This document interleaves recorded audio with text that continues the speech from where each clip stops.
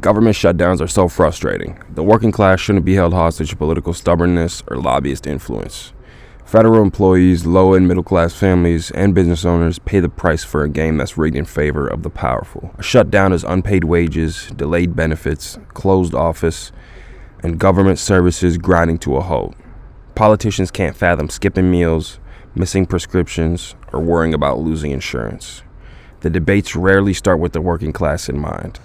Lobbyists whisper in the ears of lawmakers, industries push agendas that serve their profits, and the public watches helplessly. The last two government shutdowns happened under President Trump. Republicans had control of both chambers. The first one lasted 3 days, the other lasted 35. 3 days ago, instead of negotiating with Democrats to avoid a government shutdown, President Trump made an appearance at the Ryder Cup.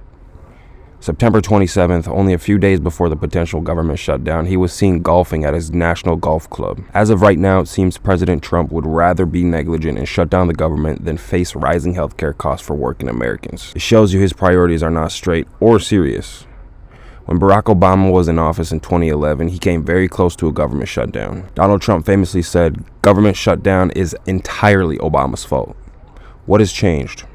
Obama had one government shutdown in his tenure as president that lasted 16 days. Here we are just playing the blame game. The American economy lost $24 billion all because the House Republicans did not want to fund Obamacare. Republicans now control the House, the Senate, and the presidency, and for some reason they're trying to blame Chuck Schumer, Hakeem Jeffries, and the Democrats.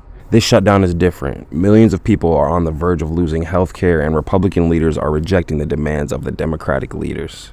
The cost of Obamacare is set to skyrocket as subsidies expire and insurers raise their premiums. Without them, a family earning $60,000 a year could suddenly see their premium double or even triple. During the Biden administration, these subsidies were expanded twice, in 2021 and then in 2022. First in 2021 under the American Rescue Plan Act, then extended in 2022 under the Inflation Reduction Act. These laws made health insurance more affordable by boosting the size of their tax credits and removing the old income limit. So even middle-class families could qualify if their coverage cost more than 8.5% of their income. As a result, record numbers of Americans, over 21 million Americans, enrolled in Affordable Care Act coverage in 2024. That's where shutdown standoffs get so ugly, because without action, insurers are already warning they'll have to raise premiums by 40 to 75% to make up the gap.